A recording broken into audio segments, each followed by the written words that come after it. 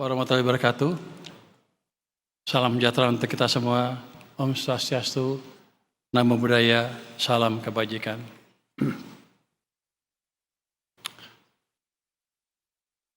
Pertama-tama, marilah kita panjatkan puji syukur kehadirat Allah Tuhan Yang Maha Esa, karena atas rahmatnya kita semua hadir dalam momentum penting ini, yaitu peluncuran program investasi terencana dan berkala atau pintar reksadana. Saya juga ingin menyampaikan apresiasi kepada Otoritas Jasa Keuangan, Asosiasi Pelaku Reksadana dan Investasi Indonesia, dan seluruh pihak terkait yang telah mempersiapkan dan menyelenggarakan kegiatan ini dengan baik.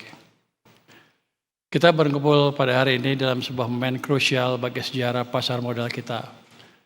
Pertemuan ini bukan sekedar sosialisasi regulasi atau peresmian program kerja institusi, melainkan sebuah pernyataan sikap bahwa Indonesia siap membangun ekosistem keuangan yang tangguh, berintegritas, dan inklusif. Melangkah ke depan, arah pembangunan kita sudah sangat jelas. Presiden Prabowo Subianto dalam Astacita telah meletakkan fondasi yang kokoh. Jika kita telah Astacita, khususnya poin kedua yang mendorong kemandirian bangsa, maka pendalaman pasar keuangan nasional menjadi syarat mutlak dan tidak bisa ditawar. Bosan ya? Baik, bahasa jelas sekarang kita. Saya sudah dengar istilah pendalaman pasar modal sejak tahun 2000 sampai sekarang nggak dalam-dalam. Mungkin kita pakai cangkul yang salah, nggak dalam-dalam tuh, iya kan? Maka sekarang dibuat program pintar. Saya nggak tahu ini bisa bagus apa enggak. Tapi yang jelas dari pemerintah kita siapkan fondasi ekonomi yang baik, membaik terus dari waktu ke waktu. Kita sedang mendesain pertumbuhan ekonomi yang lebih cepat dan lebih cepat lagi. Dan kami, saya, Pak Erlangga, tidak main-main dalam hal itu. Kalau zaman dulu banyak sekali pembangunan yang lambat, sekarang Pak Erlangga diberi kekuasaan oleh Bapak Presiden untuk menangani semuanya.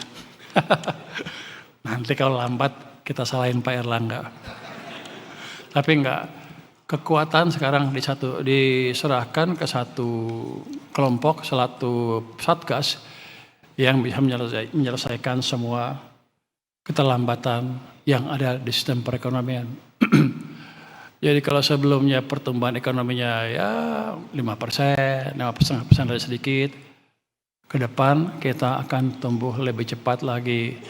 Triwulan kemarin kita tumbuh berapa? 5,39. Triwulan pertama mungkin akan tumbuh 5,5 ke atas. Triwulan kedua juga seperti itu. Di tengah gejolak ekonomi global yang nggak jelas itu, kita bisa mampu menciptakan pertumbuhan domestik yang cukup baik. Dan ini yang akan terjadi terus ke depan. Biasanya pergerakan bursa atau saham tergantung pada pergerakan fundamental ekonominya. Kalau ekonominya bagus terus, walaupun sekarang banyak berita negatif yang jelek-jelekin saya katanya.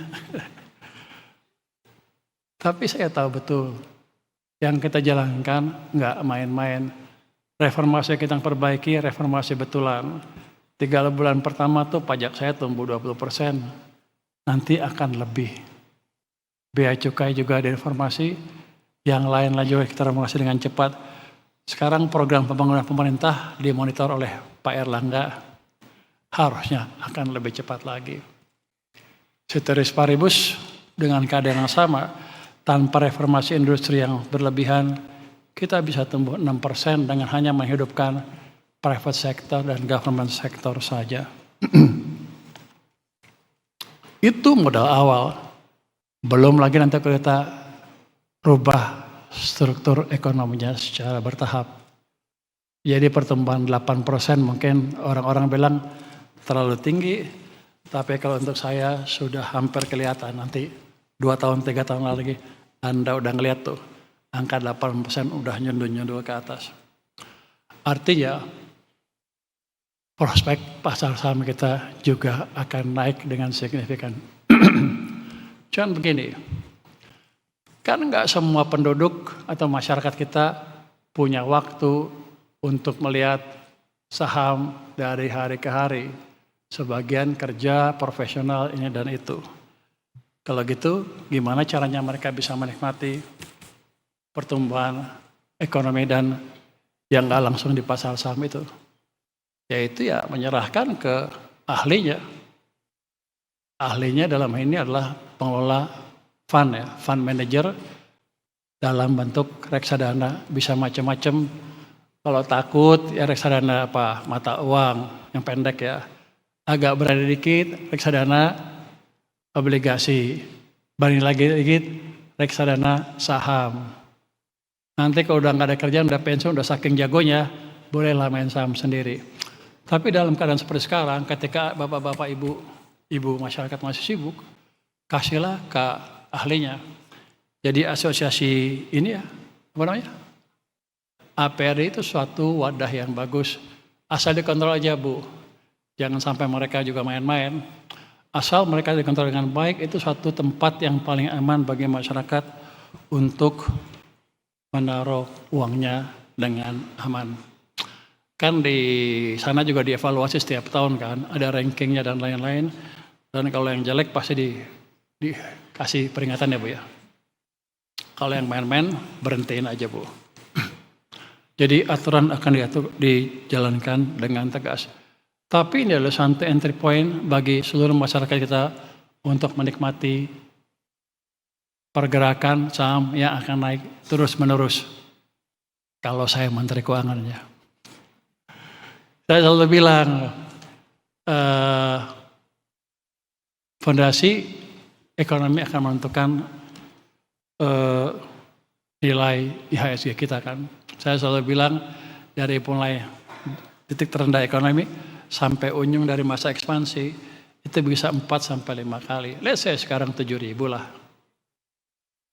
Ekspansi kita akan berlangsung sampai 2029-2030. Itu saya bilang bisa 4 kali. Bisa lah 28.000 ya. Paling sial.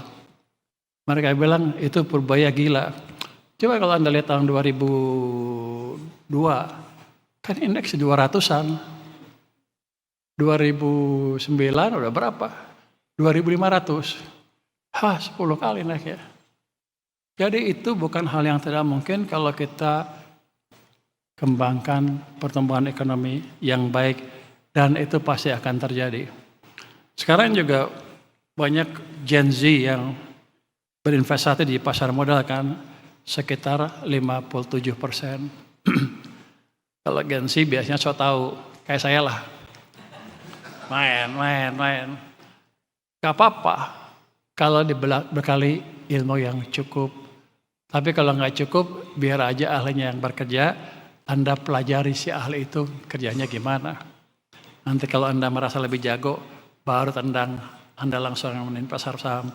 Jadi intinya bagi investor muda untuk berhasil berinvestasi, bukan otomatis kalau Anda masuk ke pasar saham langsung jadi jago. Anda pelajari dulu pengetahuannya, baru nanti Anda bisa untung lebih tinggi dari profesional yang di pasar modal atau yang di asosiasi ini. Kalau Anda memang jago. Tapi kalau enggak, ikutin aja dulu sambil belajar.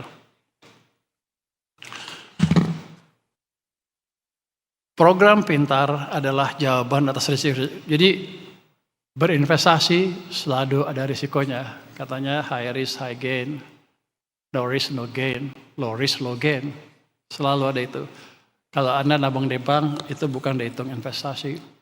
Karena aman, risikonya tinggal di banknya aja. Jadi Anda mesti ngerti teman-teman kalangan muda atau kalangan ibu-ibu yang nggak tahu pasar saham, pasar modal, ada ahli yang mengelola di pasar modal. Mereka cukup baik. Ada risiko, tapi biasanya lebih terukur. Program Pintar adalah jawaban atas risiko yang ada pada reksadana tradisional melalui mekanisme rupiah cost averaging yang terotomasi, yaitu menyisihkan uang dengan jumlah tetap secara rutin dalam periode tertentu dengan prinsip compounding. Pintar memitigasi risiko market timing. Anda tidak perlu lagi pusing kapan waktu terbaik untuk masuk ke pasar. Pintar membuat kita juga untuk berdisiplin, berinvestasi secara rutin, sehingga harga perolehan investasi kita menjadi rata-rata yang optimal dalam jangka panjang. Kalau dalam ilmu pasar modal, ilmu finance, ada yang bilang pasar itu nggak bisa ditebak, itu random walk.